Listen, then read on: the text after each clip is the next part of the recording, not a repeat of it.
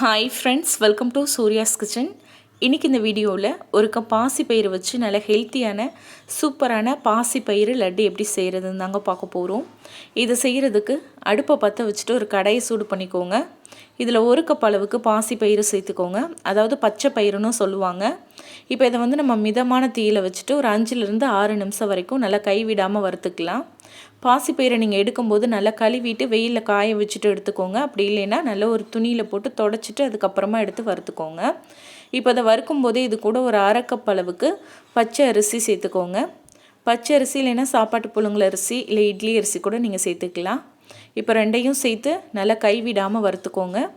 நல்லா பாசிப்பயிறு வறுப்பட்டு வாசனை வரணும், அந்த அளவுக்கு நல்லா வறுத்துக்கோங்க. அரிசி பாசிப்பயிறு ரெண்டுமே நல்லா வறுப்பட்டதும் அடுப்பை ஆஃப் பண்ணிக்கோங்க. ஆஃப் பண்ணிவிட்டு இதை எடுத்து வச்சுக்கோங்க. இது நல்லா சூடு ஆறட்டும். இப்போது அடுப்பில் ஒரு சின்ன பாத்திரம் வச்சுட்டு இதில் 1/4 கப் அளவுக்கு துருவின வெல்லம் சேர்த்துக்கோங்க. ஒரு கப் பாசிப்பயிருக்கு 1/4 கப் அளவுக்கு வெல்லம் எடுத்திங்கன்னா இனிப்பு சரியாக இருக்கும். இது கூடவே 1 கப் தண்ணி சேர்த்துக்கோங்க. சேர்த்துட்டு வெல்லத்தை நல்லா கரைச்சி எடுத்துக்கலாம். இதுக்கு நம்ம பாகுபதம் பார்க்கணுன்னு அவசியம் இல்லை, வெல்லம் மட்டும் கரைஞ்சாலே போதும். இப்போ வெல்லம் நல்லா முழுமையாக கரைஞ்சதும் அடுப்பை ஆஃப் பண்ணிவிட்டு இதை எடுத்து வச்சுக்கோங்க. இப்போ இது இருக்கட்டும். இப்போ இந்த சைடில் ஒரு மிக்சர் ஜார் எடுத்துக்கோங்க. இதில் நம்ம ஏற்கனவே வறுத்து வச்சுருந்த அரிசியும் பயிரையும் சேர்த்துக்கோங்க. ரெண்டுமே நல்லா ஆறுனதுக்கப்புறமா சேர்த்துக்கோங்க. இப்போ இது கூட வாசனைக்காக ஒரு 4 ஏலக்காய் சேர்த்துக்கலாம்.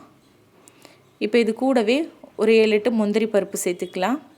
முந்திரி பருப்பு இருந்தால் சேர்த்துக்கோங்க, இல்லைன்னா ஸ்கிப் பண்ணிக்கோங்க. இப்போ இது எல்லாத்தையும் சேர்த்து நல்லா அரைச்சி எடுத்துகிட்டு வந்துடலாம். நல்லா ஒரு 5 நிமிஷத்துக்கு நல்லா நைஸ் ஆகிற அளவுக்கு அரைச்சிக்கோங்க. ரொம்ப உங்களுக்கு மிக்சர் ஜாரில் ரொம்ப நைஸாக அரைப்படாது, கொஞ்சம் குறன்னு தான் இருக்கும். இப்போ இது இருக்கட்டும். இப்போ அடுப்பை பற்ற வச்சு ஒரு கடாயை சூடு பண்ணிவிட்டு ஒரு 2 டீஸ்பூன் அளவுக்கு நெய் சேர்த்துக்கோங்க. சேர்த்துட்டு நெய் நல்லா சூடானதும் இதில் நம்ம அரைச்சி வச்சுருக்க மாவை சேர்த்துக்கோங்க. சேர்த்துட்டு நல்லா கைவிடாமல் ஒரு 3 நிமிஷம் போல் நல்லா வறுத்துக்கோங்க. மாவு நம்ம என்ன தான் வறுத்துட்டு அரைச்சிருந்தாலும் இந்த பாசிப்பயிறு பார்த்திங்கன்னா லைட்டாக அதோட பச்சை வாசனை இருக்கும். அதனால தான் நம்ம நெய் சேர்த்துட்டு மறுபடியும் ஒரு முறை நல்லா வறுக்கிறோம். இப்போ 3 நிமிஷம் நல்லா வறுத்ததும் இது ஒரு பாத்திரத்தில் எடுத்து வச்சுட்டு இதே கடாயிலேயே நம்ம ஏற்கனவே கரைச்சி வச்சுருக்க வெல்லத்தை வடிகட்டி சேர்த்துக்கோங்க.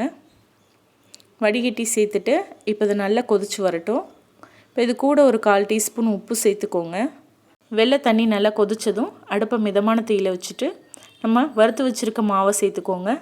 சேர்த்துட்டு நல்லா கைவிடாமல் கலந்து விட்டுக்கோங்க. கட்டி இல்லாத மாதிரி நல்லா கலந்து விட்டுக்கோங்க.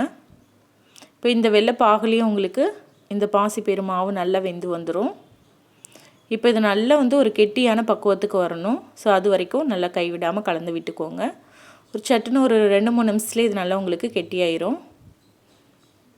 ஸோ இப்போ பாருங்கள், மாவு நல்லா கெட்டியாகி வருது. ஸோ இன்னும் நல்லா கெட்டியான பக்குவத்துக்கு வரணும். ஸோ பாருங்கள், இந்தளவு வர வரைக்கும் நல்லா கைவிடாமல் கலந்து விட்டுக்கோங்க. ஸோ இந்த பக்குவத்தில் இருந்தால் நம்ம லட்டு பிடிக்கிறதுக்கு கரெக்டாக இருக்கும். இப்போது இது நல்லா ஆறட்டும். அடுப்பை விட்டு கீழே இறக்கி வச்சுட்டு நல்லா ஆற விட்டுருங்க. இது நல்லா சூடு ஆறுனதுக்கப்புறமா கையில் லைட்டாக நெய்யோ எண்ணெயோ தடவிட்டு கொஞ்சம் கொஞ்சமாக மாவு எடுத்து லட்டு மாதிரி நீங்கள் உருட்டி எடுத்துக்கோங்க. அவ்வளோதான், இந்த மாதிரி லட்டாக உருட்டி எடுத்துக்கோங்க.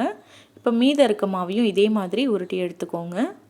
வெறும் பாசிப்பயிறு, 1/2 கப் அரிசி, வெல்லம் இருந்தால் போதும். ரொம்ப ஈஸியாக நம்ம செஞ்சிடலாம்.